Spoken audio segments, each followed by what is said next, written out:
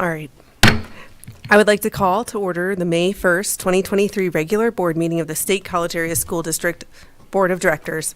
If everyone could please rise for the Pledge of Allegiance. I pledge allegiance to the flag of the United States of America and to the republic for which it stands, one nation, under God, indivisible, with liberty and justice for all.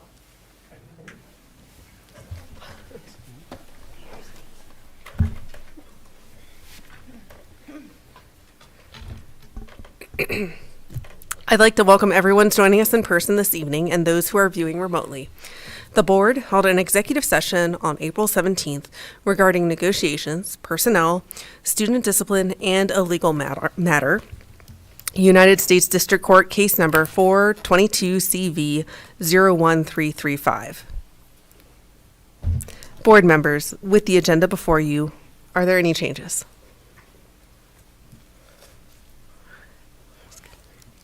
All right, I would now like to call on the board secretary for a roll call.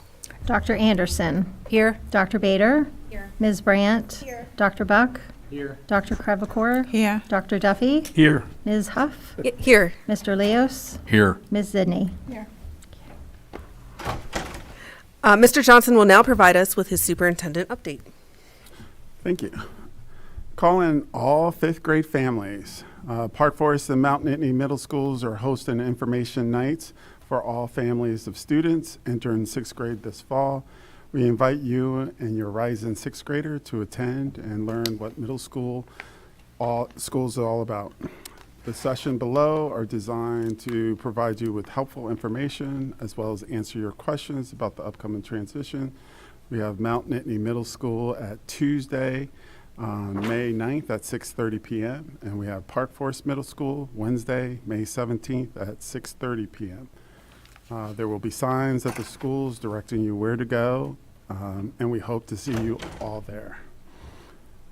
Once again, as a testament of the quality of our faculty, district teachers are among State College Magazine's Teachers of the Year. This year, in fact, we cleaned up with a trio so honored. Congratulations to Radio Park Elementary Kindergarten teacher, Cheryl Eislow, with 22 years in the district, Mount Nittany Middle School Director of Bands, Matt Nelson, with 7, and Mount Nittany Elementary 5th grade teacher, Karen Rosman Stiers, with 34, which is profiled in the magazine's current issue. We're grateful for their exemplary efforts to support our students. Thank you.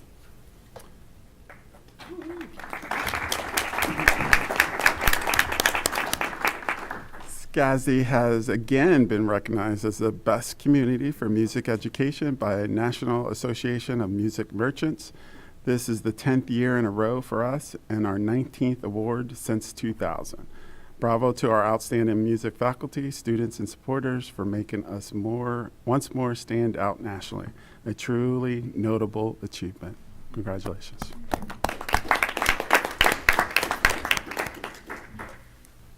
Congratulations to, oh, no, that's it. Sorry. Thanks so much, Mr. Johnson. I'd now like to call on Grace. Oh, I'm sorry. Yeah. I was just wondering, those open houses you asked the parents of fifth graders, do we send invitations out to all fifth graders that we know of in the district, even if they're homeschooled or charter schooled or something like that?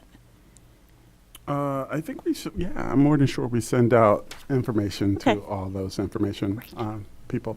We also invite them. You want to give all the information about that?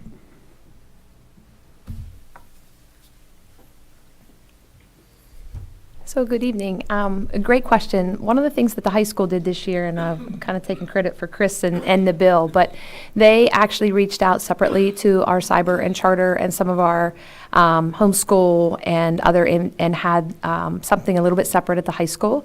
So we realized the benefit of that this year. So we have, as part of our VA, called our cyber families and are talking to them, and then also reaching out to our charter and homeschool families as well, to invite them in. So middle school is some inclusive, but we're hoping to actually even next year do something separate in addition to the regular as well, just to really welcome them and try to let them know what we offer and see if we can bring anybody back to our schools. Thank you. Sure. Thanks, Ms. Yoder. All right, I'd now like to call on Grace Myersmith for an update on student initiatives. Thank you, Ms. Huff.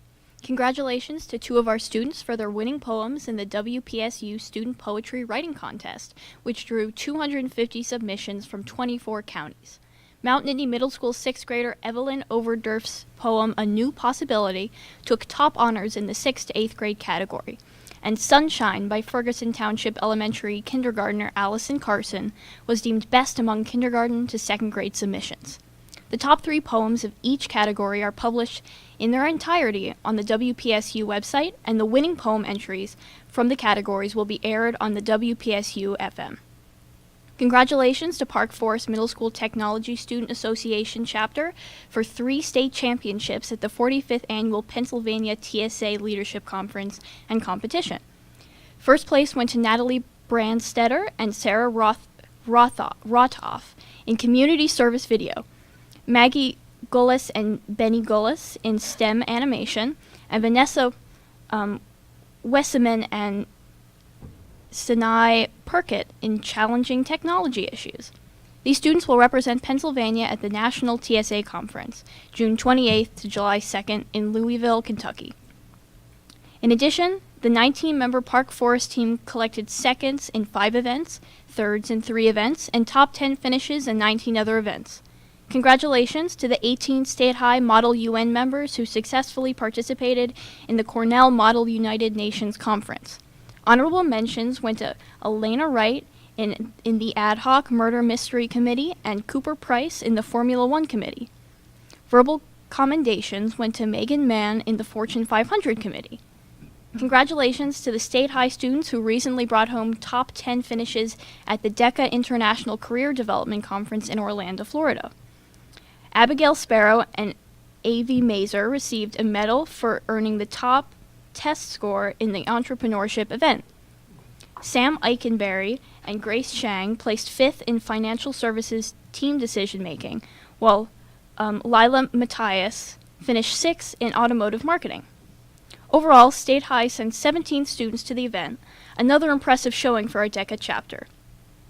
2 State High students recently participated in the Penn State Block and Bride Contest All-East Livestock Judging Competition on the Sutter County Junior Livestock Team.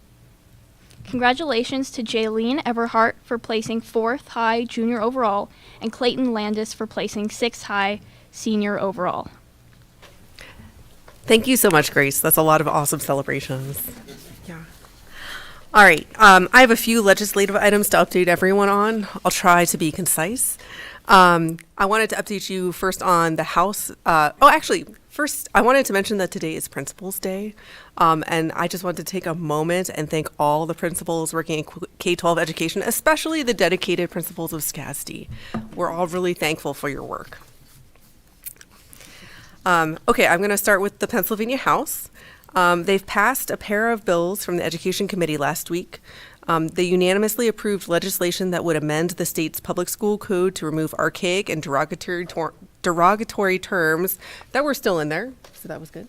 And in a split decision, a bill to provide educational materials to the parents of adolescent students to spot warning signs of eating disorders was passed. Last Monday, the House Education Committee voted 12-9 to approve legislation sponsored by Mike Schlossberg that would encourage paraprofessionals and other school support to go back to college to obtain their teaching credentials. The lawmakers' Grow Our Own Educators proposal would provide, quote, financial assistance to those paraprofessionals that include pathways for educators to help support high-need schools in geographic areas that have hard-to-staff teaching positions. The program would equip aspiring educators with the supports necessary to ultimately become certified educators, recognizing the decline in the number of people seeking a teaching certification in this Commonwealth, and that this Commonwealth has one of the least diverse educator workforces in the country. We need to increase the pipeline of high quality and diverse future educators, said Schlossberg. Over in the Senate, on Wednesday, they voted 49-1 to pass a bill sponsored by Senator Michelle Brooks that would require parental notification about a tick's removal and require information to be provided about the symptoms of the tick-borne disease that is so prevalent in this state. The Senate Education Committee has a meeting tomorrow at noon. I'm going to be watching it if anyone wants to watch with me, of course. Senate Bill 647 will be considered, which would be a basic economics and personal finance course for high school graduation. This was a bill that was in the last session but was never passed. Senate Bill 97, which was actually introduced by our State Senator Wayne Langerhalk, proposes the Community Engaged Schools for Success pilot program. The program would look to connect parents with community-based programs to help with food, clothing, and other barriers that might be disrupting a student's attendance and educational achievement. I have yet to read this bill yet, but sounds promising. Senate Bill 290 would implement a moment of silence annually on September 11th every year. So that will be up for consideration tomorrow, as well as Senate Bill 456, which would require the posting of the preamble of the Constitution in all Pennsylvania schools. And finally, Senate Bill 460 will be considered in the committee tomorrow, which is the Child Reunification Act, and would provide child identification kits to parents of students in kindergarten. So we'll see how, in the next update, we'll see how they all fared in committee. A few updates from PSBA. It's time to submit proposals to the PSBA 2024 legislative platform. So if any board members have considered submitting such a proposal, we have until June 30th to do so. So just wanted to put that bug in your ear in case you have anything you're interested in considering. That is all in preparation for the PSBA Delegate Assembly, the association-wide business meeting that includes the platform and bylaws consideration, financial updates, and leadership election results. This will be on November 4th as a hybrid event this year. I think Peter and I went last year, didn't we? Yeah. We'll need to appoint delegates to attend this assembly by the end of August, I think. So we've still got lots of time on that one. But don't everyone volunteer at once for that one. Okay. Last thing, and maybe I should have led with this, but I had an opportunity to meet with several lawmakers last week, and I was in a meeting with Superintendent Johnson as well. So we both met in a group with Senator Langerhalk and his staff. Conversations included issues such as funding and mental health initiatives for school. This was part of the PSBA Advocacy Day, so they set up the meeting for us and we attended. I also attended a PSBA Advocacy Day meeting with Representative Takak, where the conversation focused primarily on finding ways to chip away at charter school resolution, which, by the way, over 92% of school districts in the state of Pennsylvania have now adopted the charter funding resolution. PSBA also set up a meeting with Scott Conklin, but I ended up having a conflict. Did you go to that one? No, I think you missed that one. Okay. I did stop by his office, though, and I dropped off our agenda, Resolution? What's that? Resolution? I haven't dropped off the resolution yet because we're passing that tonight, but I did pass off our annual report to his staff and said hi. So conversations with him will continue. Last thing, I promise, I attended the Pennsylvania School Works and Education Voters of Pennsylvania Advocacy Day at the Capitol last Wednesday. We worked to advocate legislators to increase and reform education funding. With the Commonwealth Court ruling, the current funding structure has been ruled unconstitutional, so there's no time like now to start addressing all the needs that were illuminated in this lawsuit. I was able to meet with Senator Langerhalk in his office, as well as Representative Paul Takak, and I left copies of our annual reviews with both of them. And I wasn't able to stop in Senator Dush's office, but I did get an email response from his staffers that encouraged me to set up a future meeting with him in Bellefonte. So hopefully we'll get all our representatives informed with what SCASD needs are. Okay, with that, I am done with the legislative update. Gretchen, do you have any updates from the COG? I do not. Peter, do you? We do not. Thank you so much. Okay. All right, at this time, we have public comment. We are providing an opportunity at this point in the agenda for those who wish to make a comment and not stay for the entire meeting.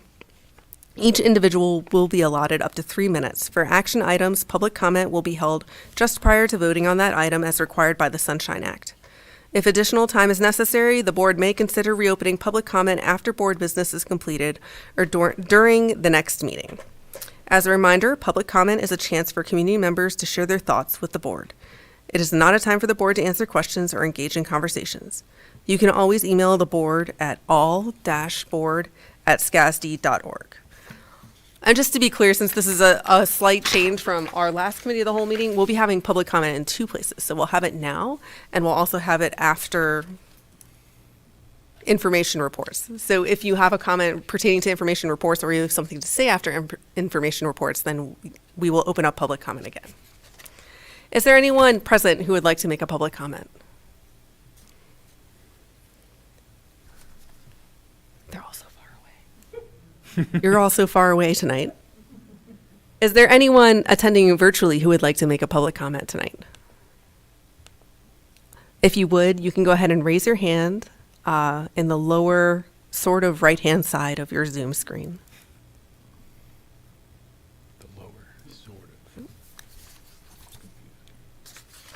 All right.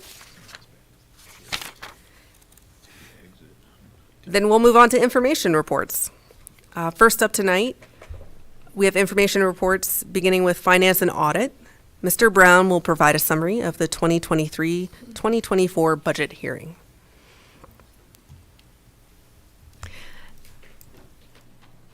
Ooh, I hate when I do that. Yeah, please take your time. You were expecting more public comments too. And we're very happy to have Ms. Watson and Mr. Vigilone with us. Thank you. All right, so just want to go through a couple different items in highlight for you tonight as we get started. Tonight, the first part of our discussion will be focusing on our upcoming budget hearing, which will be at 7 o'clock on May 15th, and then your regular meeting will be immediately follow. Later tonight, you will also be asked to take action to approve our proposed final budget, which is part of the required budgetary timeline. What we wanted to do tonight is just hit some additional highlights from the budget that are obviously included in that budget summary document, budget hearing summary document that we normally provide to you. So, looking at the proposed final budget, doing a roll forward of the fund balance, we expect that we will start the 23-24 budget year with about $14.4 million in unassigned fund balance, with revenue of $188,350,588 and expenses of $187,133, as well as providing an additional committed fund balance to health insurance, leaving an ending unassigned fund balance of $14,828,000, which is about just under the mandatory 8% or the maximum 8% at 7.9% of budget. Donna, did you want to highlight the major changes, or the only changes really, in the proposed final budget tonight Sure. compared to the last presentation? Sure. We made a minor change. We learned that the amount of the property tax reduction, that's the amount that we get from the state that is used for the homestead farmstead exemption.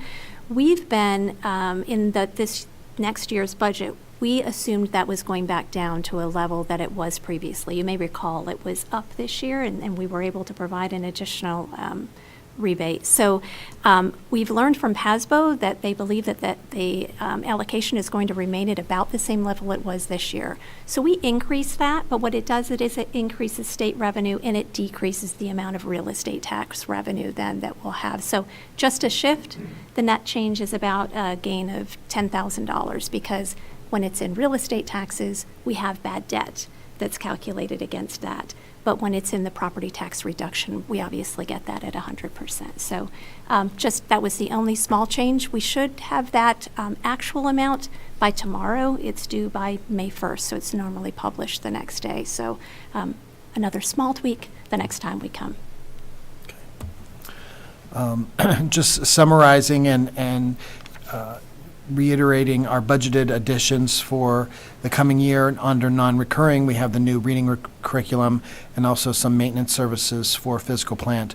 Under recurring, we have the human resources software system, a girls wrestling program, investment in cybersecurity, and the impact of inflation on our products and services, which may vary, but we have seen some variation on the decline. However, I'm not sure how much that will carry over into multi-years. Under district-funded positions, that had been previously grant-funded, there are 2 mental health clinicians that have been added, multicultural student success initiative, and then a bilingual family liaison still remains partially grant-funded for the coming year. And all of these impact the budget by just about $400,000. Looking at our unassigned and committed fund balance, you see that the blue line, which is the one with these squares at the various markers, was the budget of 22-23, just about a year ago. The mostly horizontal line with the circles on the graph is the maximum 8% of budget that we can have in our unassigned fund balance. The red line, or the line with the triangles, is the current the current budget, which would assume only a 2.4%. Is that correct? That was the version that we had presented Okay. at one point. Okay, that's what I wanted to make sure. And then the purple line with the X's is our 4.1%. And so part of the rationale for staying at that Act 1 index of 4.1% is to help out with our future years' fund balance decline. This slide you've seen before is just another way to show graphically the unassigned and committed fund balances and the potential decline. And this is at the 4.1% tax increase. The impact of that real estate tax increase that we're talking about, we've broken down the revenue, the count of the parcels, the average tax, and per parcel, and also the impact of the tax increase by property type. So we have, obviously, the majority of our taxpayers are residential, over 20,000 parcels. Commercial and industrial are about just under 1,600 parcels, and then agricultural are 569. And you can see, again, the average tax by property type, and then the impact of that increase.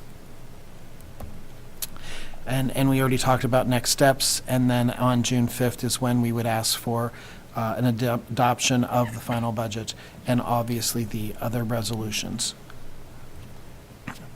What we also wanted to share tonight, sorry, I need to find here where we are. So there are various attachments and with the financial statements. We don't need to go through those unless there's any questions. But what we did want to show you, and why is it not coming up? We'll make it come up here in just a second.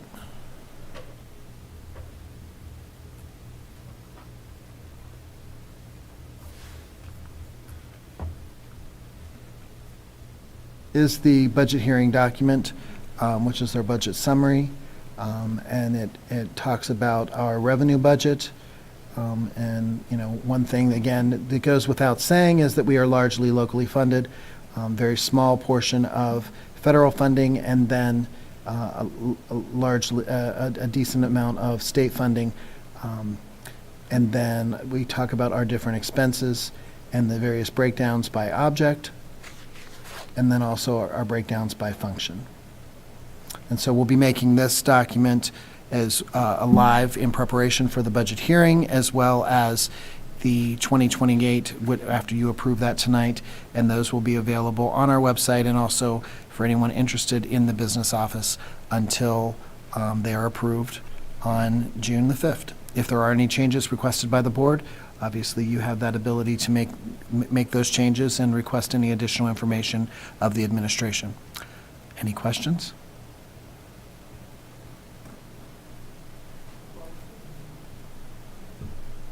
Thank you. I did just wanted to check on a couple of things.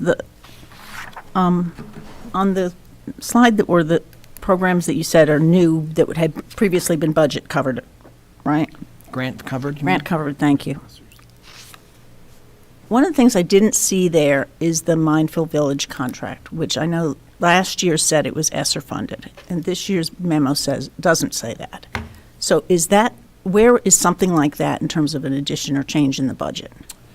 So the reason that probably wasn't included is because as we looked at that specific person's, that budget head, that department budget or budget head's total, it probably fit within their budget this year because of other declines in other expenditures. Okay. That make sense? I think so. And then the other question I had, which may take a little more, and so when we talk about a 4.1% increase, if we made it, say, just a 4%, about how much revenue would that A couple $100,000? be? Less than that, probably. Between $100,000 and $200,000, I'm guessing, without Okay. having done that calculation. No, yeah, and I was just thinking of it because I was thinking of that because we had the amount of about 400,000 that I was thinking of. What does that represent in terms of a tax rate? So it sounds like it would be about 0.2% at the in that range. Yes. Okay, yeah. Thank you. Gotcha. Hi, everybody. Hi. I was just curious, where you break it down, instruction support services, not instructional services, other expenditures, and financing uses. So under instruction, it says payments to charter schools are also defined as instructional expense. And I'm just curious, so we have no way of knowing, right, what that breakdown is, like how we do here, because they're not mandated to report anything like that. So the only thing we can know is that it's classified here as instruction, but some of that, of course, Would not be. That's a very good point. Okay. We could request a copy of their budget document, but that is correct. It's not something that's provided to us on a regular basis until we go through the renewal process. I just thought I'd point it out because if you just look at this document, then you might be led to believe that all of that money is going towards instruction, and it's not. So, Very good thank point. you for clarifying. Sure.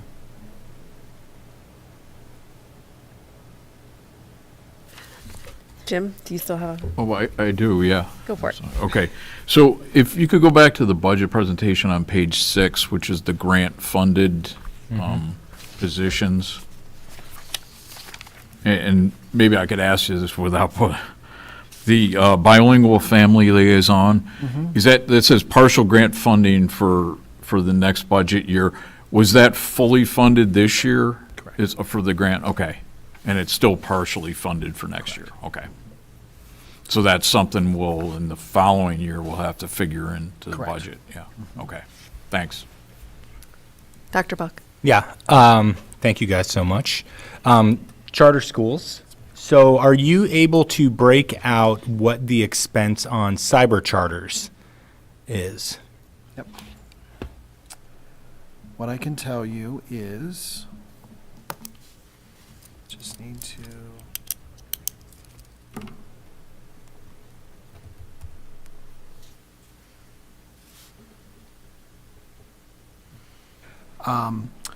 of our total charter school expense budgeted for next year is about 6.7 million, and 1.4, or about 22%, is expected to be cyber charter.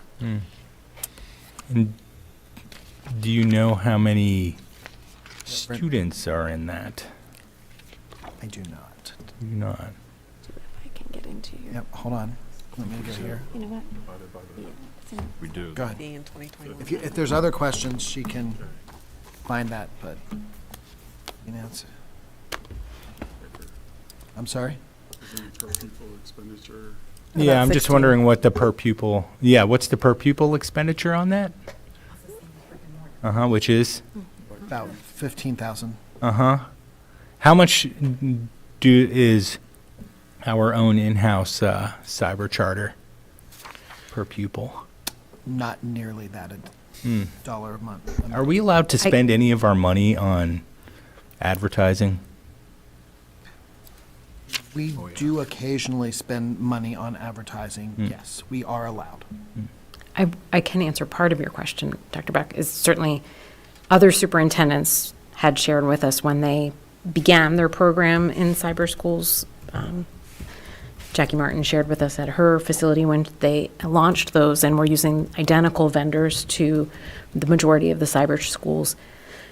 Their costs were in the realm of a couple $1,000s versus $15,000 or in that realm of what districts pay for those students.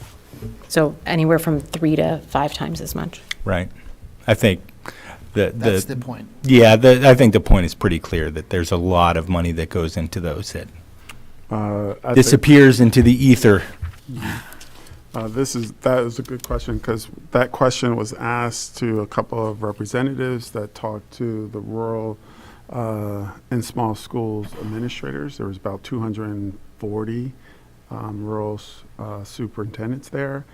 And the question was asked how many of them had their own in-house cyber school. And almost 95% of all the schools raised their hands so that they had their own cyber school situation.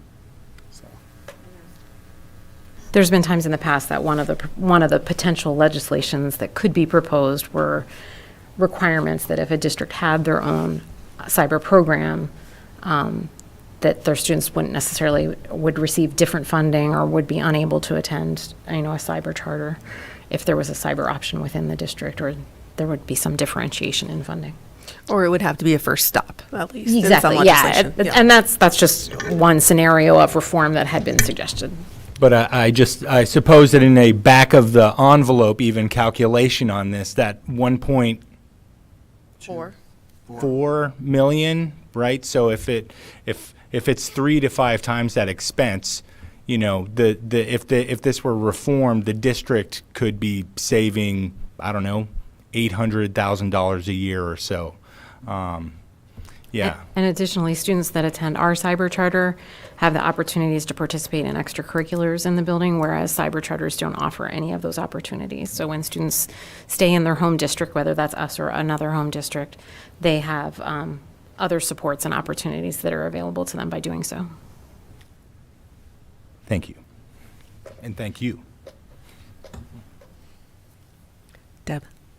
Not a question, but I just wanted to make a comment. The proposed real estate tax rate, and this is just coming straight off the budget hearing summary, does reflect an increase of 4.1%, but I think it's important to remember that the district did not raise the tax rate in 2020-21 or 2021-22. We did raise taxes last year, but if you look at the 5-year average tax rate, tax increase over the last 5 years, it's just 1.89%. So the 4.1% that we're suggesting for this year is really trying to get us back to where we would have been, and it doesn't quite get us there, but close, to if we had persisted with a sort of 2% increase per year, which has been our historical average. And remember, we generally have to increase taxes every year because our costs go up every year. 70%, 71% of our budget goes to salaries and benefits, and we would expect those to go up every year because we want to pay our people accordingly. So just some context. And so I would add to that, in addition, our ability to raise taxes on a yearly basis is dependent on what's called the Act 1 index, for those not familiar, and this is legislation that places a cap on the amount that districts can raise taxes unless they meet certain exceptions. This particular year has a higher Act 1 index than it has historically been, and that's a reflection of the impact of inflation and other issues that are going on economically in our Commonwealth. So I agree, Deb said it very succinctly, that this gets us back to where we would have typically been, but also just for the community to understand that 4.1 is also a reflection of the inflation that all of our communities are dealing with, and the district has to cope with it equally in the same manner, and that means we need more revenue to deal with those costs. Any other questions or comments? You're dismissed. You're dismissed. I'm stuck. Thank you so much. Thank you. Thanks, guys. All right, thank you. Next, we have an update on the power purchasing agreement. Mr. Brown will also provide this update. Sure. So we have several different things going on here, and we've been talking to you about how we are hoping to bring agreements with our solar power provider and the distributor, so it'd be the generator and the distributor for this process. And unfortunately, time is lagging on, and it's not moving as quickly as we had expected. So that means a couple different things. First of all, the consultant has assured us that it is nothing that we have done or not done as a group. And we are, he is working very closely with us to do that. The documents have been through a first round of legal review, and they were presented back to the two apparent low bidders, and we are still awaiting their comments, and will continue to do so. What does this mean for us in the short term, other than not having agreements for you to vote on? It means that come July 1, when we no longer have power with our current contractor or our distributor, that we need to make a decision. And so we posed the question and asked, how long do we have to wait, and how long do we need to provide an opportunity for them to get engaged with us in a contract and get set up. And so we're going to be presenting you with an option for rates for another 6 months. So we'd be looking at the December timeframe. So that's an action item that you'll be receiving. We are hoping to have by the end of May the contracts for the generator and the distributor, but that could fluctuate a little bit. As well. So those are primarily the updates related to that. There is an action item tonight whereby you are accepting the apparent low bids and authorizing the administration to negotiate contracts successfully that will be brought back to you. This is something that we've already done, and the reason we're asking you to do this is to make sure that we are presenting to the apparent low bidders a good faith effort that the State College School District is working on this, and that the other 13-member organizations or 12-member organizations are in agreement and are interested in working with them. It may or may not speed the process along, but at least it's a good faith effort. This is not something that happens frequently, but it does happen on occasion. An example was when Crabtree Robaugh was hired either to complete the district-wide facility master plan or as an architect for the high school. I don't remember which was the case, but the board actually took an action to authorize the administration to move forward with a contract that signaled that ended the bid process, accepted the apparent low bid, or I guess it really wasn't a bid, but it's ended that process for those interested parties. It allowed the administration to move forward with Crabtree, and develop those documents, those contract documents, and actually begin the process. And so that's the same type of thing that we're suggesting here, and we'll get those contracts to you through the work of our appointed solicitor for this project and the consultant. That was a lot, and Peter and Gretchen could probably add if there's anything, any other additional questions.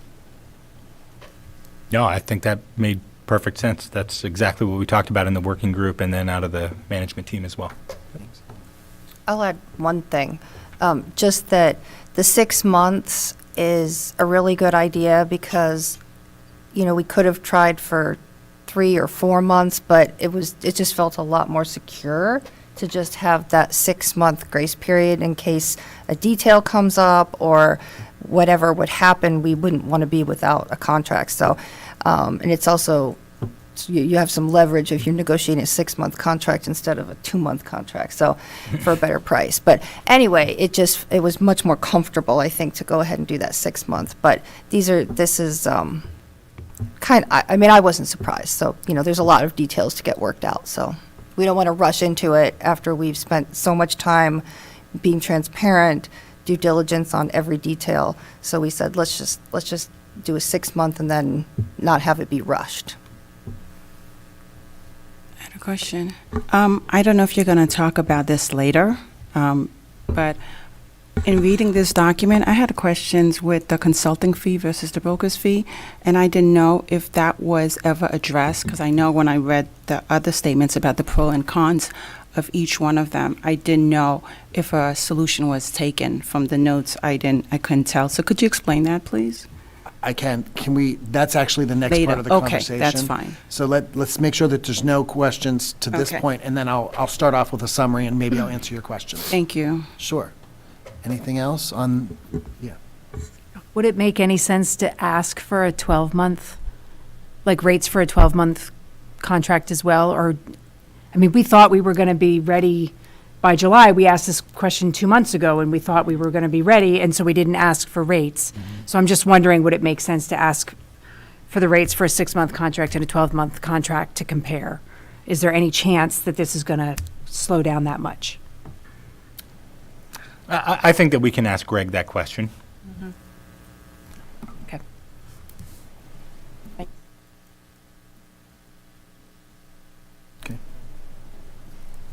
Okay.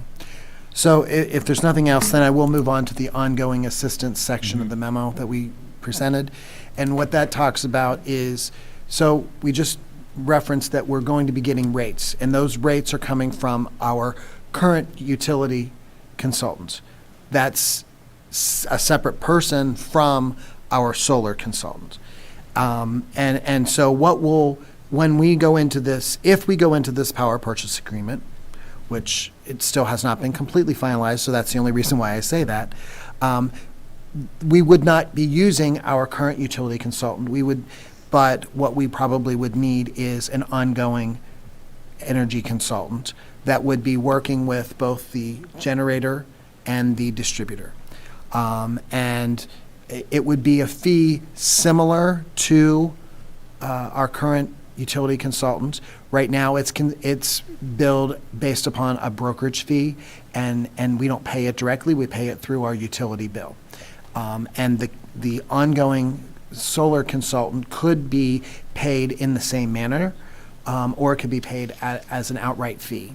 And personally, I believe that it's better in the early years of this agreement to be paid as a fee versus the brokerage, because not everyone in the 13-member organization group will be joining at the same time. And so they won't be buying their power and be able to be assessed that brokerage fee at the same time. And so it's a more fair way to have the fee be allocated out amongst the member organizations.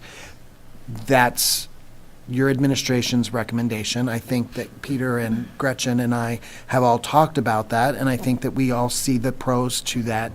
And then But the working group, all 13 members, organizations have not decided that which way they prefer, but I think that the project management team has gained an appreciation for that, as well as the current solar consultant, if he is the one that is recommended, which I kind of believe that would be the recommendation at this point.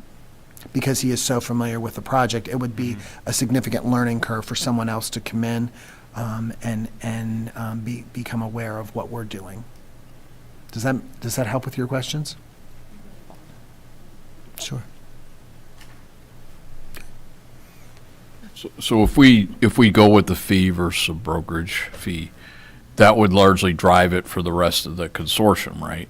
Everybody would be treated the same way. Yeah. Yep, That, absolutely. okay. All right. And then, do we know what the time frame? Remember, we set it up originally, but, things have lapsed since then, I guess. Do we know when everybody comes online that will choose to come online? I believe that most people would come on in the next 12 to 18 months with maybe one or two stragglers beyond that. That would have long contracts, long power contracts. Okay. Yep. You said something and it made me have a thought, and now I've lost it. I apologize. What was the first thing that you said? About if we go with the fee versus the brokerage rate, then will that drive the decision for the others? Yes.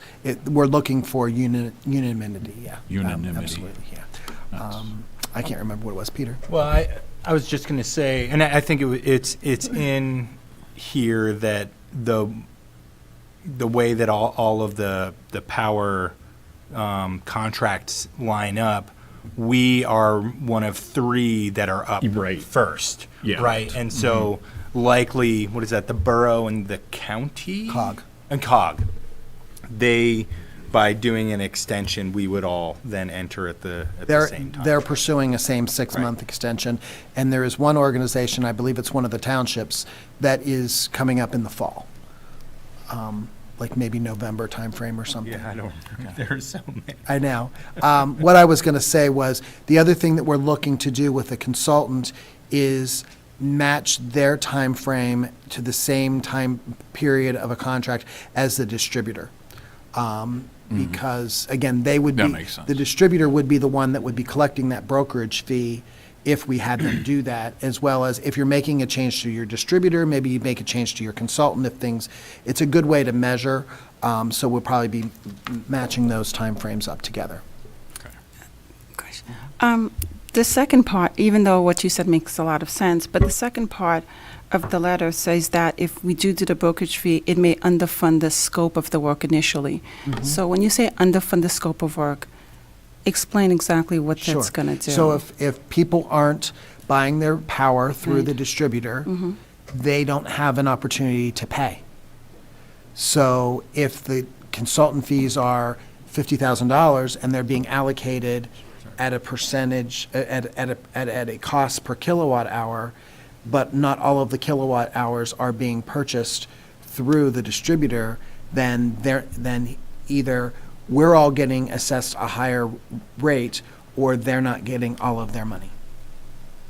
Okay. Does that make sense? It does. Thank you. And I don't want the district to have to pay more than its fair share. That's right. Thank you. Yeah. So, but we are willing, I did say that the administration would be willing to, if we're doing it on a consulting fee basis, to pay the fee for all organizations and then do an assessment and bill each of those other 12 organizations, as we're doing now with the legal and consultant fees, because it's not a burden.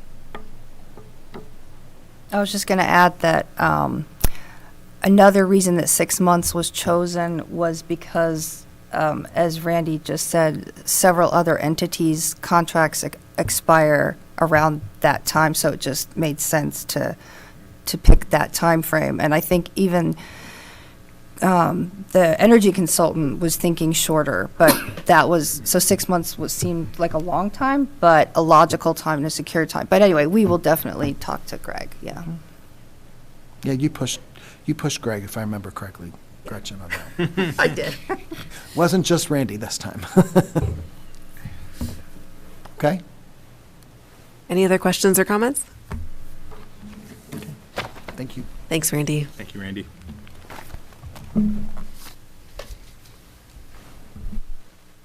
All right, excellent. So next up, we have Jonathan Klingeman, who will join us to discuss the Seal of Biliteracy.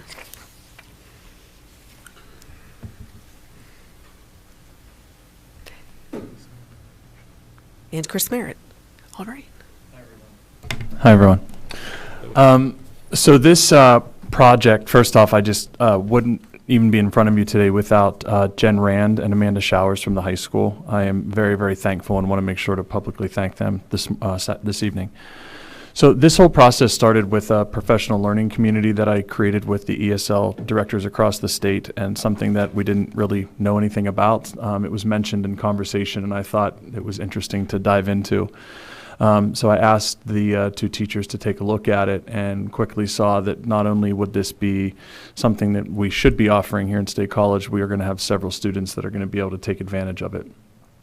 So we've been working this school year to put some systems together to make sure to have this as an option for all of our students, and specifically too taking a look at our underserved populations with our English language learners, and the opportunity to be able to honor their multilingualism and allow them to be recognized for that at graduation. So just real quick, we have approximately 8 of the 28 students are either current or recently reclassified English language learners, and we have the following excuse me, languages are also being tested for proficiency across the district. The seniors: French, Spanish, Ukrainian, Turkish, Portuguese, Russian, Korean, Hindi, and Mandarin. So it's really exciting that this is going to be a pretty cool program to support that, and we will now be one of maybe 7 school districts in the state that are offering this. So.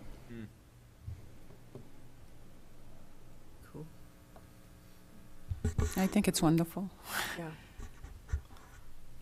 And just to be clear for the community, it's fluency, not just, and comprehension, not just within English as their second language, but it's also in their first language experience. It's on both sides of the divide, basically, for those students. Right. So our English language learners will have their proficiency, obviously, in their native language that will be assessed through some exam, and then their English proficiency will be tested through their access testing, which is the yearly test for English language learners. So they'll be able to use that, and then general education students will have their Keystone tests for their English proficiency, and then they'll be taking another proficiency exam as needed. Okay, thank you.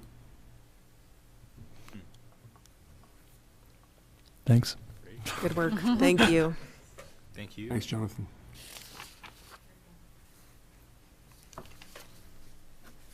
All right, we now have another opportunity for public comment.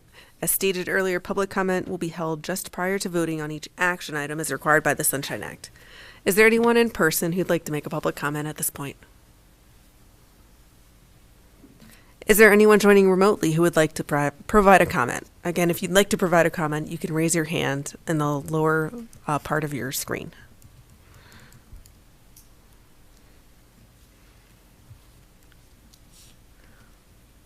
All right, moving on to routine approvals. Next on the agenda, we have our routine approvals. Is there a motion to approve the routine approval listing as presented on the agenda? So moved. Second. Second. Are there any questions or discussion? Ms. Zidney. Hi. I was a little surprised to see on here the Mindful Village agreement as a routine approval, and I did have a couple of questions about it. I mentioned earlier that the issue of the ESSER funding, so how it is funded, and it really has jumped a lot over the last couple of years, and I'm wondering how it fits into the other mental health services, and what last year around this time, and I assume it will be coming within another few weeks, we got an update on the entire package of mental health services that we provide. And I would feel more comfortable waiting to approve this contract till we know what's going on with that and we've had the opportunity to review it. So. Jean, you want to speak to this? I sure can. Can you hear me? Yes. Okay. Laura, you want to repeat your first question? I think it was related to what services Mindful Village provides. Was that the first one? Right, and within the context of, we've got a lot of different providers doing different things, so trying to understand how it fits in to those, Right. because the hours seem to have grown a tremendous, it just started 2 years ago, so. Right. The hours grew when the pandemic started, and we started putting providers on teams. And Dr. Botman, he sits on several of our teams and is a huge asset to those teams. They actually seek him out for advice and consultation. And so those hours increase through the professional development that he offers through pretty much being the sole provider of mindful solutions and mindful opportunities for students and staff. And so he does professional development with that also. So that service that they provided has increased, his service that he's provided has increased by his ability to sit on those teams and provide that service. So it's the, I think I understood that, and he also does some direct services, is that correct? Or is Correct. he no longer Correct. doing that? Mm-hmm. Okay. So that is helpful to understand. I still would prefer to vote on this after we see the entire package of things. And I think the mental health clinician is a little different because we've talked before about that as being, that should be coming to an end once that person winds up being certified. Yeah, let me just elaborate a little bit too. The services that Mindful Village provides are actually going down as we're increasing our services within and getting more training and understanding of our systems and procedures. And so the cost for each that we have allotted for Mindful Village has gone down this year by about $15,000. So each year I anticipate as we increase our services, that will decrease external services. And I'm also not sure what you're hoping to see, like when you say you're want to wait to see, what are you looking to have a better understanding of? Well, a point of order. I think you asked if there were any changes to the agenda, and there were no changes to the agenda. So unless somebody's going to make a motion to pull this out of the agenda, I think it's a little bit of a moot point as to about the additional information. And I don't think this goes back to asking for changes in the agenda to answer your question, Amy. I think this is about asking clarification regarding an item that's in the consent agenda. I think it's a fair question. And we had discussed this a while back, that rather than, because at one time I did pull things when I had questions, and I was told, no, go ahead and ask questions. If you want to pull them after the questions, you can do it then instead of at the beginning, because sometimes... I understand that. You were saying that you wanted to wait to vote on this until there was the presentation, and my point was the rest of the board did not support that. Let me based on rephrase that. Are we expecting to get a presentation on that? Sometimes. Why is this coming now as opposed to later? It's an annual review. So his contract, the contract for Mindful Village is coming up. And so working with Keith and showing that we don't have so many happening at one time, we're working on those now instead of doing them over the summer months when there's so many of them. And we have access to people now. So that's why it's happening now. Yeah, this is a month earlier than it was last time. Correct, because we have probably 7 or 8 more that we need to do in talking about what systems we're going to put in place. Okay. Does that clarify what you had questions about? It does. I'll go ahead and vote. It is in the consent agenda, but I will say that I will not want to, I will ask to have one pulled out if one comes in the consent agenda again. All right, we'll talk. Well, we can talk more about that later too. Okay. Are there any other questions or comments on routine approvals? About this particular item on the consent agenda, do you mean? Yeah, for any of the routine Okay, approvals. okay. We'll just open it up to whatever. Okay. I think it's great the cost of paper went down. Yes. It's still a lot, though. I do have a question regarding one other item on the consent agenda, which is 7J. And it relates to a contract for services for students who need alternative education. Mm-hmm. And what I'm wondering, and we have a program like that already in-house, of course. We have the Reclaiming Individual Talent program, the RIGHT program, and other and similar programs. But I'm just wondering how, and it just in a way, it kind of aligns with Laurel's question, which is where does this particular program, this alternative ed program, which is located in Pleasant Gap, how does that supplement or complement or substitute for our Right program? I can answer that, Dan. So Nittany Learning Services is an alternative ed for disruptive youth program. We do have our Right program that's also classified the same. But right now, the location of where our Right program is doesn't provide the safety measures that we feel some students need in having them off a different campus. So hopefully when we get them over into the Delta building within the next year, that will help us a lot in feeling that comfort and ability to be able to place certain students there. Also, in addition, there are certain students when they're in alternative ed that aren't best together. So sometimes we need the opportunity to remove a student from the access to our students being in the same building or access to students that are also in the program. So we've used them several times this year in thinking about the safety and security and also the combination of students within. Jean, that's an answer. It was unexpected. I wasn't sure what was going to come out of this question, but it's a very, very meaningful and very valuable explanation for this additional service. I think it really is worth every penny, given what you just described. Thank you. Thanks, Dan. Go for it. This is a question on the physical plant routine service contract. It's not really a big amount of money, but I'm curious, it's for partitions in open classrooms, movable partitions, and I'm wondering which classrooms we're talking about. It's Mike. Oh, Mike, do you want to take that one? Yeah, they're some of the larger spaces, kind of when they have, my understanding is when they have classes kind of in the large LGI space in the pods where they can kind of now block off certain areas because they're just distractions from other kids walking down the hallway and so forth. It's in the high school? Correct. Okay, thanks. That was just, I'm curious about it because it was one of the concerns we had in building the high school that how would those big open spaces work? So I was wondering if it was a high school. Thank you. All right, any other questions or comments on routine approvals? Okay, we'll have a roll call vote. Dr. Anderson? Yes. Dr. Bader? Yes. Ms. Brandt? Yes. Dr. Buck? Definitely. Dr. Krivakor? Yes. Dr. Duffy? Yes. Ms. Huff? Yes. Mr. Leos? Yes. Ms. Zidney? Yes. All right, agenda item 8A is a motion to approve the K-5 ELA curriculum scope and sequence. This is shown in attachment 8A. Did I forget to ask for public comment on the routine approvals? I believe you did. You did. I am so sorry. Really screwed that up. That's someone saying I forgot. Would anyone like to make a public comment on the routine approvals that we just approved before any comment?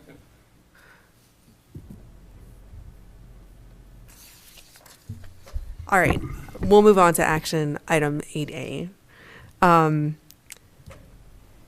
This is shown in attachment 8A.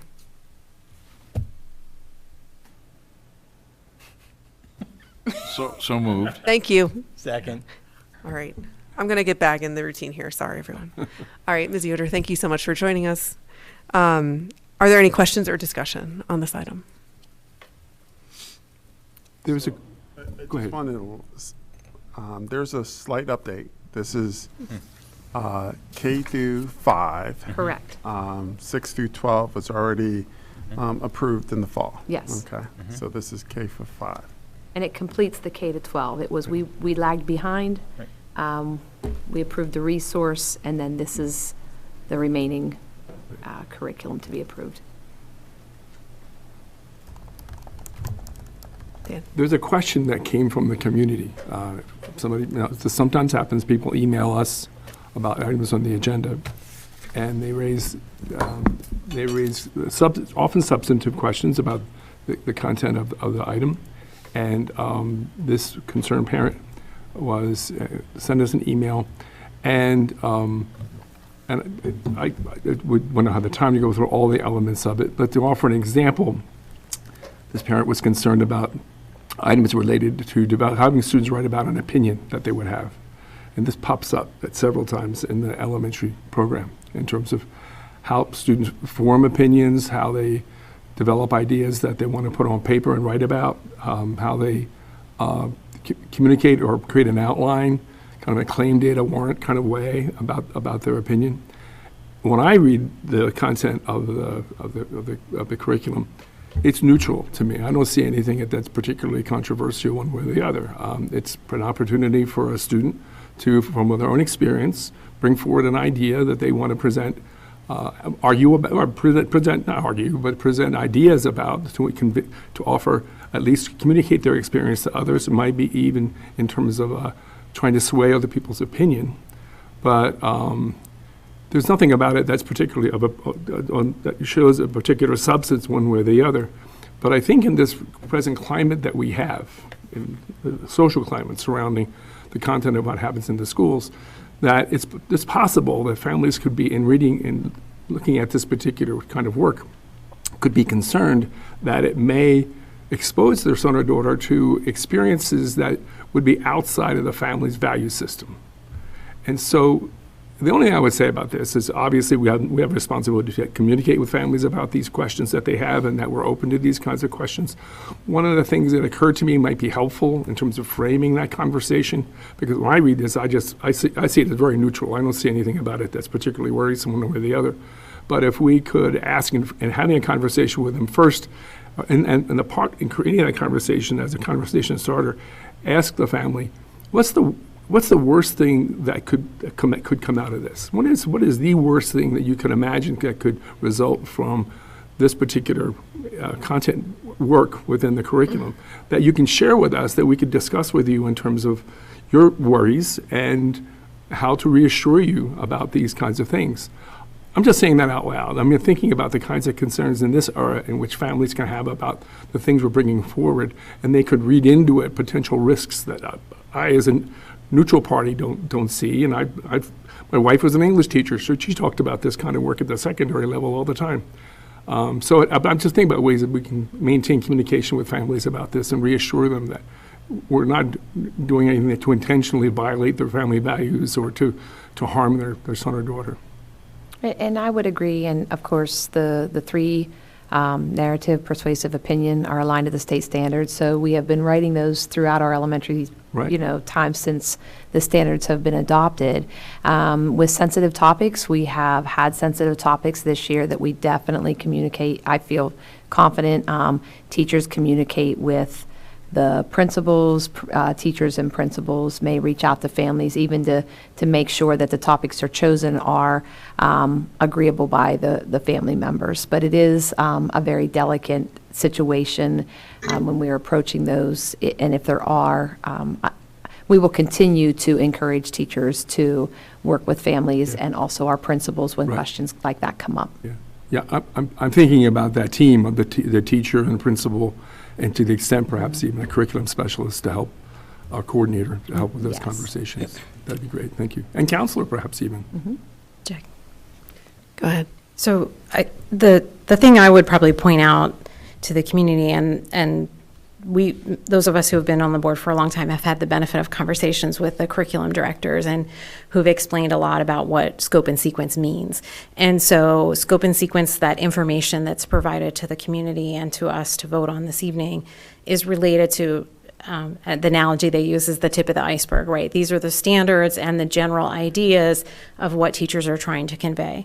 What the community doesn't realize is that our curriculum house then provides a wealth of additional information to our teachers about not prescriptive of how to teach that per se, but a lot more depth and nuance and a lot more meat on those bones, so to speak, for the teachers in terms of what that looks like and how that is meant. And then the additional thing that I would point out is that our teachers are experienced professionals, and they are trained to deal with these situations and go through a multitude of professional development as we've rolled out this new ELA curriculum in terms of how to approach those things. So it's not, I understand for the community, it may look like a couple vague statements that may be difficult to interpret, but the thing that I'd like to also add and convey to the community is that there's so much more beneath that and below that to flesh all that out and to support our teachers in addition to their immense expertise as professionals. So I'm really excited to see this finally move forward for lots and lots of good reasons.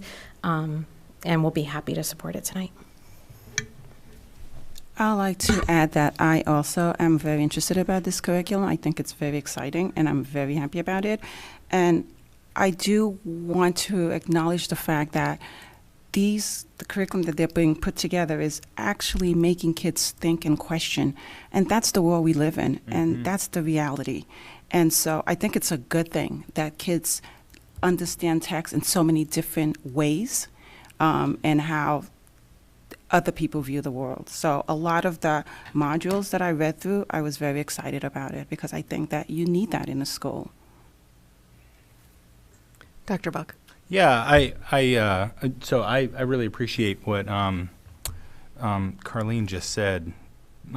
Looking at the, from kindergarten, each of the way through, the speaking and listening standards that are across the units.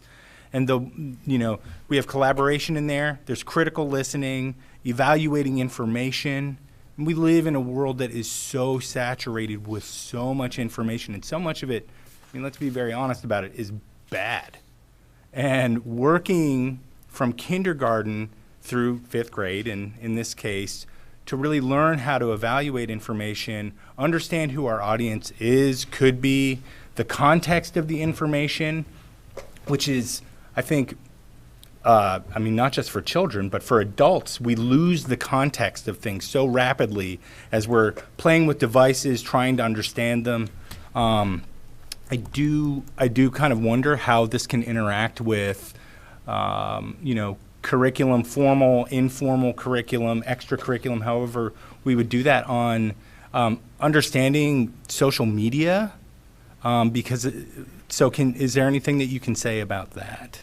So I would have to go back through the units, but we are doing a lot of that with regarding to what's fact, what's fiction, how are we doing. Our librarians are really working with our teachers to help students identify real sources compared to fake sources and work through that. So that is everything that's part of it, to be able to say in what grades and what not. But I think what I really like is I was just observing a classroom with another principal that was trying some of the new pieces of the components of the different resources out as we're working towards that. And really what the freedom of the students, so they were really focused on different places that were important places throughout the world, but then they got to choose a place, and the varying differences when they were synthesizing and comparing and what they chose, and even the differences. I could even really see the extension from every single child had access to be able to write, everybody had a purpose. So students, your advanced writers were writing beyond and really showing and not telling, but our students that were still working on the basic skills still had a beautiful explicit piece that was really describing. So we, as part of the research components and the research standards, that is embedded again throughout the library, and then woven through the different pieces of both reading and math, and then really even within science and social studies, identifying sources. Well, and so what I was thinking about quite a bit as I was reading this is, a few months ago we passed social studies, right? And so the interaction of this and some of these, obviously you have to be able to read, you have to be able to write, your comprehension, all of those things, but then it's association. For the way I was thinking about it is the way that creates the talk between the classes, so that our students are mastering critical thinking skills and different forms of literacy across the disciplines that help them be good citizens. I was glad to see that. I'm glad you pointed out to the choice piece, because I know one of the concerns raised was what are students going to write about these issues? And largely students generally have a lot of choice when these kind of writing assignments are given. So it's not as if teachers are prescribing there's an idea of topics or a range of an idea, but generally students get to come up with their own issue. When they're talking about issues, students are usually choosing an issue that matters to them, whether it's climate change or, they want to be able to recycle something in their local there's a range to kids. 7th and 8th grade recess. Exactly. So kids are, in this district, we believe strongly in student choice, right? And so for people to express concern, what does this mean or what does this look like? I do want, I think it's important to talk about that students get a lot of choice about what issues they choose to talk about. And Peter, to your question about, while tonight we're specifically talking about mostly updating the elementary curriculum, that foundation gets laid in elementary. Even when my high schoolers, freshmen, when they went through elementary, they would still come home and talk to me about, you need 2 sources for that, Mom. So that was there already, but certainly our academic literacy that's been expanded in middle school, that part of the ELA curriculum, I know that's in there as well, has a lot about credibility of sources and things like that. So, yeah, all good things. Go ahead. Thanks. First, just a question, and I realize you don't have yours in front of you. I don't. We But- were in the middle of it's okay. Sorry. I'm okay, though. She was doing something. I was looking at page 20, which is the 5th grade, and it almost looks like some sentences have been left off. If you compare it, say, to page 18, which is 4th grade, the modules, I'm wondering if maybe there was just some accidental omissions there.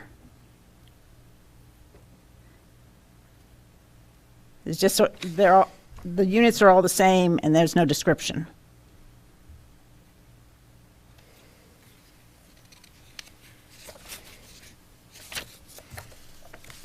Page 20. The different units, you mean? Well, if you look at 18, which is the similar thing for the 4th grade, page 18 seems to give, it talks more about it gives sort of topics for the. I see what you're saying. It is more defined as just the main Just sort of topics. says, we and can, they- and they're the without same. the different themes that we have added in the other ones. So I can go back and work with Deirdre tomorrow to take a look at that. It looked like it was just maybe left off. Those pieces were left out. Okay. I just wanted to, that can always be added. I will, and she's not on tonight, is she? No, okay, but let me check that one out. I did see that. The other grades, of course, have that, so we will go back and see if we need to add Right, that. they have the modules, which is exactly Yes. what we were talking about, and which is, I Correct. think, yes, they're very broad, and that's, I think, what I would say about all of this, is that this is one of the challenges with the whole standards-based approach, is that often you'll have the same standard year after year after year, because they're growing in the ability, as opposed to the type of curriculum that, while still leaving a lot of opportunity for student choice, does give more details about what the content will be. And that's been a concern of mine with the way we've been doing curriculum for, years, and it remains one. The other that I would like to see some things about, some of these books will be covered and stuff like that, actually here, because this is what we approve. Yes, there's those other things, but A, we don't approve them, and B, they often are not such that they're in a good shape for the community to see. This is the only thing that comes forward for our approval, other than when we purchase textbooks, and often now we don't do textbooks. The other piece that I noticed in here that I have a question about is about those opinions that we were just talking about. One thing I've heard from a number of people is concern that kids are not being taught or required to give 2 conflicting opinions. They're just, pick one side, and then they get to argue it. But especially if you have, say, in a classroom where 19 kids pick one side and then one kid wants to talk the other, that can be very difficult for a child. And my thought has always been that part of what we're training kids to do is to actually, here, you do this side, whether you agree or not, you should still learn to do it. And so I'm wondering how that fits into this. I know it's young, but we're starting them young with learning that thing that way. And I would say some of them in elementary is developmental, so we're getting them first to form opinions. But there is definitely discussion and working on trying to get to the other side with the explicitness within the persuasive writing. But that is definitely Yes. developed more as they are going on. We're really trying to narrow them down to understanding, what kind of information are you pulling to support? So is it based on facts instead of just, I think that school lunches should be this, and then their own reasons, but, basing on facts. So we're working with the students in that to expand. Yeah, they do build in counter-argument. It's more limited when they're younger. Right. And then we get into rebuttal later. So it does develop as an age appropriateness through the standards. So we do that. Okay. Yep. Thank you. Yep. Any remaining questions or comments on action item 8A? Is there any public comment on this item? All right, Katie Bish, I see your hand up.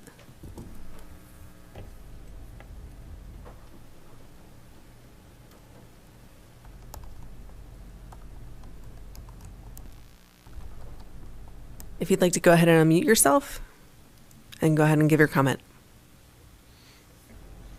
Oh, I think you just muted yourself. I'm still new at this too, sorry.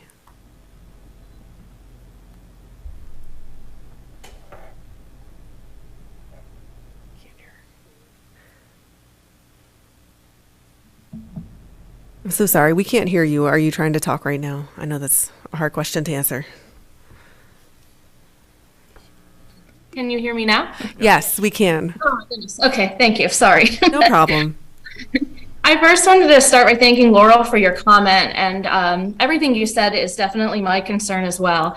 As I reviewed the K through 12 scope and sequence of the updated ELA curriculum, I can't help but to be left feeling a little frustrated with some of the unit topics and limited information resources listed on how each teacher will address these topics.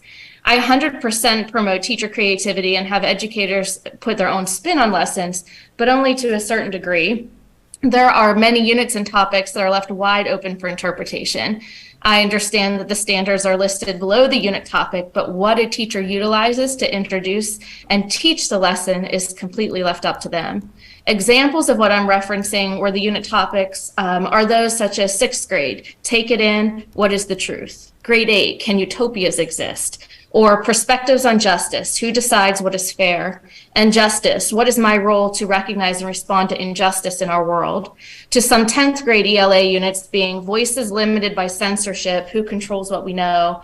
And research for social change, excavate, illuminate, and activate. And these are just to name a few. What resources will be used to address these topics? What's the literature going to be implemented? And what parameters will be put in place for this topic choice? I realize some of my examples might appear to be petty and insignificant to some, but given past personal experiences from others and the direction in which the school is going, I'm worried that the literature being used, topics being discussed, and in what route the teacher will go to implement these lessons. As a parent educator, I'm very concerned about what my children and other children could be exposed to during these specific topics. Again, many of these units of study leave the topic wide open for teacher interpretation, and that just makes me feel quite uncomfortable. Thank you very much. Thank you for your comment.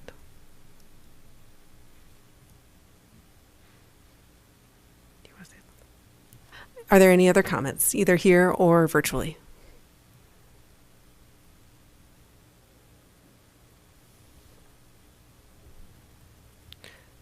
All right, seeing none, we'll have a roll call vote. Dr. Bader. Yes. Ms. Brandt. Yes. Dr. Buck. Yes. Dr. Crevecore. Yes. Dr. Duffy. Yes. Ms. Huff. Yes. Mr. Leos. Yes. Ms. Zidney. Yes. Dr. Anderson. Yes. Agenda item 8A is a motion to approve the 2023-2024 secondary courses under 12. This is shown in attachment 8B. So moved. Second. Are there any questions or discussion? Just a question I had last time and a request that we get before too long, within the next few months, a real overview of the IB program and the influence it's having on others. Even when it says there's no impact, we did talk about, I think with, I think physics was the particular one that we talked about last time, that there are some impacts. And with some of these small courses especially, because many of them are IB and I know there are other students in there. But if we're approving them, that's because these are, in fact, the number of students that are in them. Mm-hmm. So I'm requesting that before we vote on these again next year. Okay. Any other questions or comments?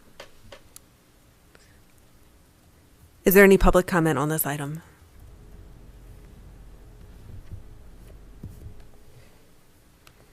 Seeing none, we'll have a roll call vote. Ms. Brandt. Yes. Dr. Buck. Yes. Dr. Crevecore. Yes. Dr. Duffy. Yes. Ms. Huff. Yes. Mr. Leos. Yes. Ms. Sidney. Yes. Dr. Anderson. Yes. Dr. Bader. Yes. Agenda item 8C is a motion to approve the Universal Free Lunch Board resolution. This is shown in attachment 8C. So moved. Second. Are there any questions or discussion? Woohoo. Yes. I think this is one of these things we talk about that, we can build prisons, but we know that if we built more schools, we'd need fewer prisons, but yet we see the need for the prison. That may seem an odd way to look at it, but I think this is the type of thing that we're going ahead and doing it, and we expect that we will see differences, because when children aren't hungry, they can do more. And in order to accomplish that, this is one of the big ways to do it. Because I think a lot of people say, well, families could afford their own meals and all, but the whole point of this is student learning.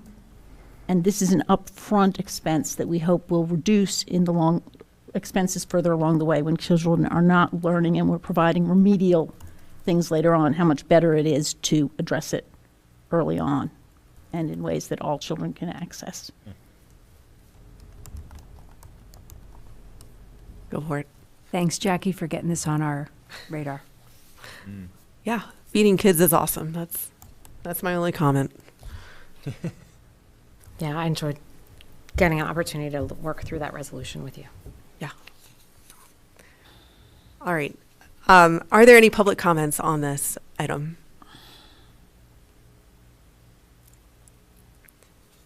All right. Seeing none, we'll have a roll call vote. Dr. Beck. Emphatically, yes. Dr. Crevecore. Yes. Dr. Duffy. Yes. Ms. Huff. Yes. Mr. Leos. Yes. Ms. Sidney. Yes. Dr. Anderson. Yes. Dr. Bader. Yes. Ms. Brandt. Yes. Okay, agenda item 8D is a motion to approve the 2023-2024 proposed final budget. Jackie, before you have a motion on that, it's just because people don't see us pass resolutions very often, it might just be nice to point out to the community what we'll do with this. So the fact that we all support this resolution, like Jackie mentioned earlier in her update on legislative stuff, this will be sent to all our local legislators. It will also join a cadre of other school districts who have passed this resolution to represent school districts' support for this effort at the legislative level. So it's not just a symbolic statement of our opinions. It does actually have the potential to hopefully, sway legislators and hopefully enact actual substantive change. So sorry to interrupt you. I No, apologize. it's a great excuse to walk into our legislator's office with a piece of paper and have a discussion. Absolutely. So that's always good too. One other add-on, for people who are looking for the other resolutions we've done, they are available on our board docs under the library. So this will go up there eventually, before too long. That's right. They're a good set of resolutions. Yeah? I approve. Okay. All right. Thank you so much. Agenda item 8D is a motion to approve the 2023-2024 proposed final budget. This is shown in attachment 8D. So moved. Second. Are there any questions or discussion? Again, since we already had a little discussion this evening, but open the floor back up. Okay. Is there any public comment on this item?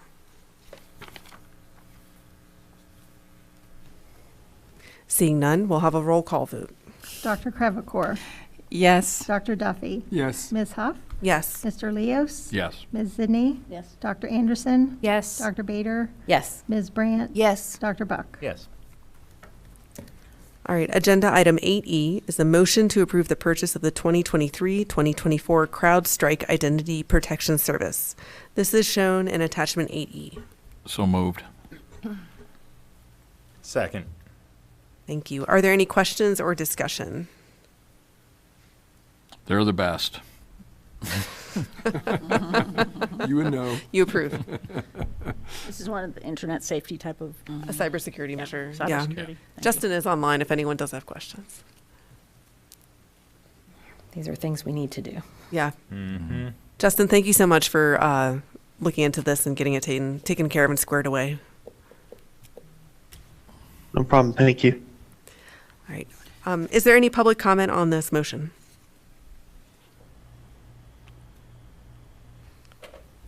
All right, we'll have a roll call vote. Dr. Duffy. Yes. Ms. Huff. Yes. Mr. Leos? Yes. Ms. Sidney? Yes. Dr. Anderson? Yes. Dr. Bader? Yes. Ms. Brandt? Yes. Dr. Buck? Yes. Dr. Crevecore? Yes. All right, agenda item 8F is a motion to accept the low bidder for the solar power purchase agreement. This is shown in attachment 8F. So moved. Second. Are there any questions or discussion? Again, yes, go for it. Even though I know that Randy tried to help us ahead of time, I'm still a little unsure about what we're doing here. Is this saying that we are giving you the authority, or giving the authority to negotiate these, and then basically promising that we will pass it when it comes back to us? As long as you agree with the details in the contract, yes. But you have an opportunity to decline the contract. Okay. I think the time you were thinking about earlier was right when the referendum had passed, but they wanted to get started right away on the plans, but it was a different phase of the project. But the difference there between this that I see is we knew who the firm was. And this, it sounds like there's still two firms they're looking between. No, there's two firms for two different contracts. One per There's contract. one, correct. Okay. We're only working with one firm for Okay. each contract. That, I had gotten confused about that. Generator, distributor, one firm, two contracts. And it does eventually come back to us in Absolutely. case something dire happened. Correct. Okay. Thank you for Yep. going No through problem. it again. And if I can, so just to reference language that we've been using for quite a while, Prospect 14, the solar generator, they will generate the power. The direct energy, remember when I talked about the sleeve? They sleeve the project and bring it to us. So these two work together, they're in tandem, and so they are two distinct entities. Direct energy works with everything. Prospect 14 is just the solar generator. Just so that our No, language that's is fine. Thank you. consistent, yep. Any other questions or comments from the board? Is there any public comment on this motion? All right, seeing none, we'll have a roll call vote. Ms. Huff? Yes. Mr. Leos? Yes. Ms. Sidney? Yes. Dr. Anderson? Yes. Dr. Bader? Yes. Ms. Brandt? Yes. Dr. Buck? Yes. Dr. Crevecore? Yes. Dr. Duffy? Yes.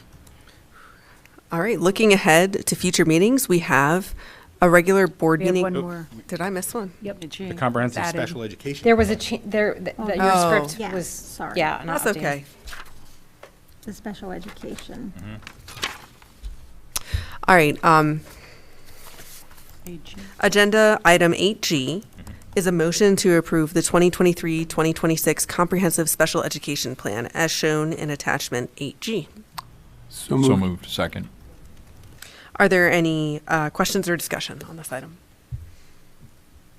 Quick question. Yeah.